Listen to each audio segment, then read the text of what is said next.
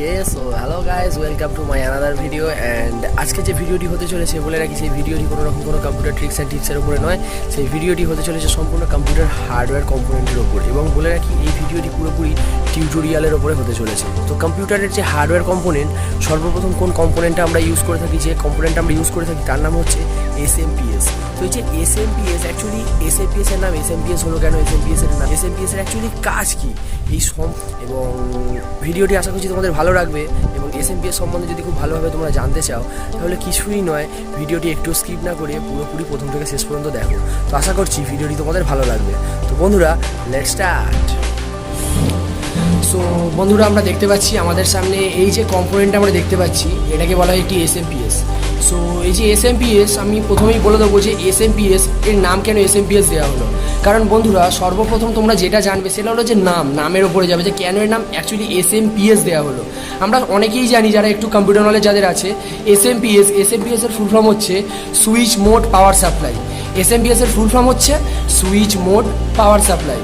কথাটা দেখো, switch mode power supply, switch মানে কি পরিবর্তন করা, চেঞ্জ করা, তাই তো। অ্যাকচুয়ালি SMPS কি চেঞ্জ করে তাহলে দেখো, সুইচ মোড পাওয়ার সাপ্লাই মানে পাওয়ার সাপ্লাইটা চেঞ্জ করে পাঠাচ্ছে মানে একটা কম্পিউটারের মধ্যে কিন্তু ডিসি কারেন্ট চলে, ডিসি কারেন্টে কিন্তু একটা কম্পিউটার চলে, সে কিন্তু এসি কারেন্টে চলতে পারে না।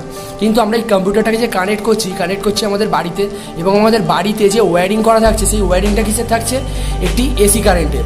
এবং কম্পিউটার আমরা কি জানলাম এক্ষুনি, যে ডিসি কারেন্ট ছাড়া চলতে পারে না।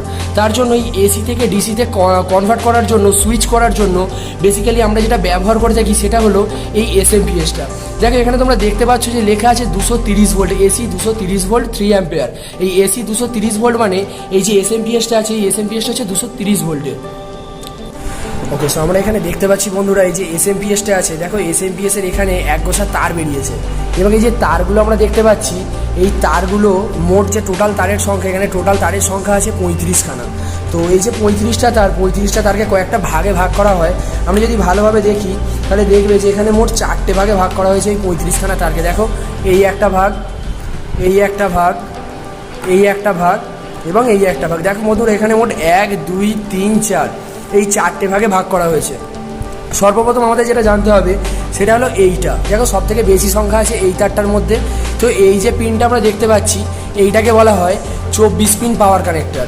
মাথায় রাখবে, SMPS থেকে যতগুলি তার বেরিয়েছে তাদের শুধুমাত্র একটাই কাজ, সেটা হচ্ছে পাওয়ার সাপ্লাই করা। তাহলে এই যে কানেক্টরটা দেখতে পাচ্ছি, এটাকে বলা হয় 24 পিন পাওয়ার কানেক্টর। মজার বিষয় হলো, এই 24 পিন থেকে আমরা 4 পিন আলাদা করে এখানে 20টা পিনও করে দিতে পারি। দেখো একবার গুণে এখানে দেখে নেওয়া যাক, ঠিক আছে। 2 2 4 2 6 2 8 2 10 10 2 20 আর 4 24, মানে এই 24 পিন পাওয়ার কানেক্টর যেটা আছে, এই 24 পিন পাওয়ার কানেক্টরের মাধ্যমে আমরা কিন্তু মাদারবোর্ডে পাওয়ার সাপ্লাই করে থাকি। নেক্সট যেটা চলে আসছে সেটা হচ্ছে এই যে পাওয়ার কানেক্টরটা দেখতে পাচ্ছি, দেখো 4 পিন পাওয়ার কানেক্টর। সেই যে 4 পিন পাওয়ার কানেক্টরটা দেখতে পাচ্ছি, এই 4 পিন পাওয়ার কানেক্টরটা সচরাচর প্রসেসরে পাওয়ার সাপ্লাই করে থাকে। তো এর কাজ হচ্ছে প্রসেসরে পাওয়ার সাপ্লাই করা। নেক্সট যেটা চলে আসছে সেটা হচ্ছে এই যে দুটো পাওয়ার কানেক্টর আছে, এই দুটো পাওয়ার কানেক্টর দেখো, একটা হচ্ছে পাটা আর একটা হচ্ছে SATA। এই দুটো পাওয়ার কানেক্টরে একই রকমের দুখানা পোর্ট আছে। তো আমি একটা তার নিয়ে তোমাদেরকে দেখিয়ে দিচ্ছি, সেটা হচ্ছে এইটা। দেখো এখানে দুখানা কানেক্টর বেরিয়েছে, তোমরা দেখতে পাচ্ছ ভালো করে। তো এই যে দুটো কানেক্টর বেরিয়েছে, সর্বপ্রথম চলে আসি এই কানেক্টরটায়। দেখো ভালোভাবে যদি আমরা দেখি, এই কানেক্টরে 4খানা পিনের পোর্ট আছে। তো এই রকম দেখতে কানেক্টরকে বলা হয় পাটা পাওয়ার কানেক্টর। নেক্সট চলে আসছি এই যে পাওয়ার কানেক্টরটা, এই ধরনের দেখতে পাওয়ার কানেক্টরকে বলা হয় SATA পাওয়ার কানেক্টর। আশা করছি তোমরা দেখতে পাচ্ছ SATA আর পাটার পার্থক্য। এবারে বলে রাখি, পাটা পাওয়ার কানেক্টর সবসময় পাটা হার্ড ডিস্ক বা পাটা ডিভিডি রাইটারে কানেক্ট করা হয়, এবং এই যে SATA পাওয়ার কানেক্টর আছে, এটা সবসময় SATA হার্ড ডিস্ক বা SATA ডিভিডি রাইটারে কানেক্ট করা হয়। ওকে, সো গাইজ, ভিডিওটি তোমাদের কেমন লাগলো? আশা করছি ভিডিওটি তোমাদের ভালোই লেগেছে, এবং যদি কোথাও বুঝতে অসুবিধা হয় তাহলে আমাকে কমেন্ট করে জানাতে ভুলো না, কমেন্ট করে জানিও। তাহলে SMPS এর ছিল এটা প্রথম পার্ট SMPS টিউটোরিয়ালের। এরপরে যখন SMPS টিউটোরিয়ালের আমি সেকেন্ড পার্ট, মানে SMPS এর নেক্সট পার্টে আমি SMPSটাকে ওপেন করে তার ভেতরে থাকা বিভিন্ন রেজিস্টার, ট্রানজিস্টার, ক্যাপাসিটার, ডায়োড যা কিছু আছে, কোনটা কীভাবে কাজ করে পুরোটাই তোমাদেরকে ডিটেলসে বলবো। এবং তখন আমি তোমাদের যদি এই ভিডিওতে কোনো রকম কোনো জায়গা বুঝতে অসুবিধা হয়, সেটাও আমি সেই ভিডিওতে দেখিয়ে দেবো।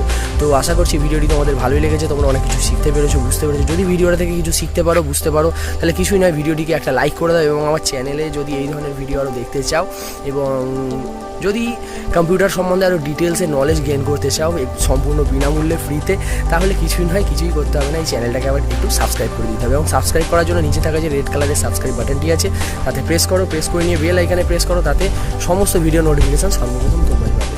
তো বন্ধুরা, দেখা হচ্ছে পরের ভিডিওতে।